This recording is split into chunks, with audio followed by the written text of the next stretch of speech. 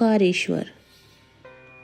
यह ज्योतिर्लिंग मध्य प्रदेश में पवित्र नर्मदा नदी के तट पर स्थित है।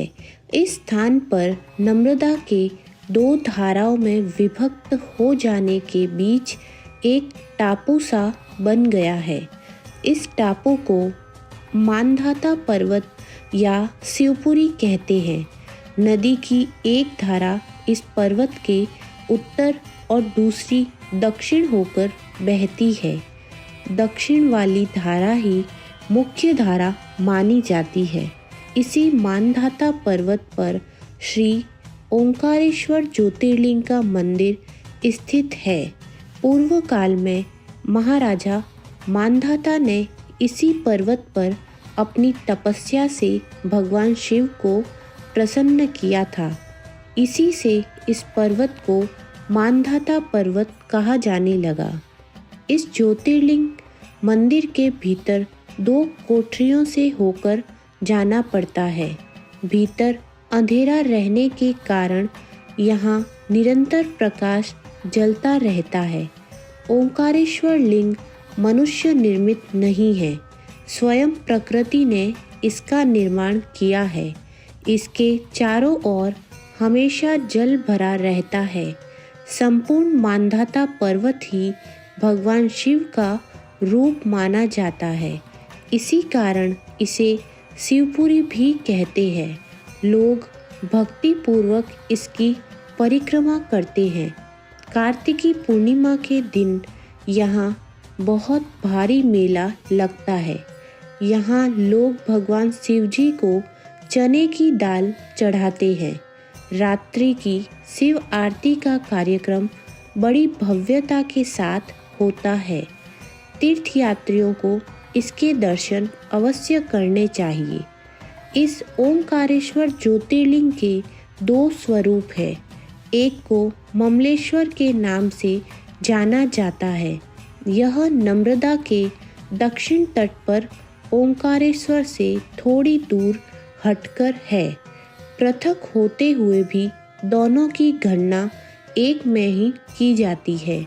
लिंग के दो स्वरूप होने की कथा पुराणों में इस प्रकार दी गई है। एक बार विंध्य पर्वत ने पार्थिव अर्चना के साथ भगवान शिव की 6 मास तक कठिन उपासना की।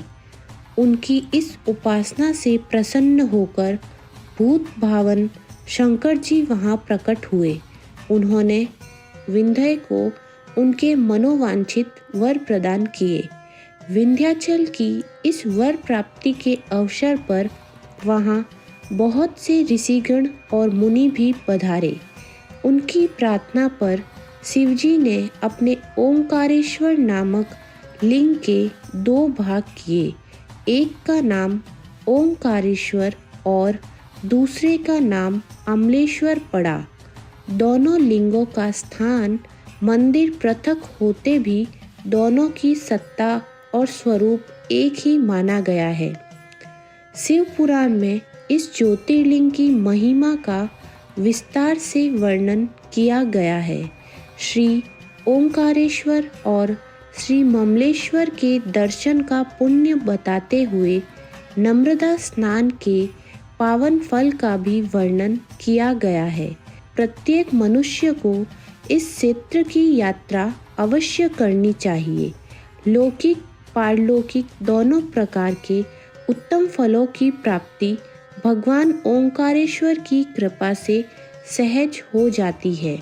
अर्थ, धर्म, काम, मोक्ष के सभी साधन उसके लिए सहज ही सुलभ हो जाते हैं। अंततः लोकेश्वर महादेव भगवान शिव के परम धाम की प्राप्ति भी हो जाती है। भगवान शिव तो भक्तों पर अकारण ही कृपा करने वाले हैं। फिर जो लोग यहाँ आकर उनके दर्शन करते हैं, उनके सौभाग्य के विषय में क्या ही कहना। उनके लिए सभी प्रकार के उत्तम पुण्य मार्ग सदा सदा के लिए खुल जाते हैं।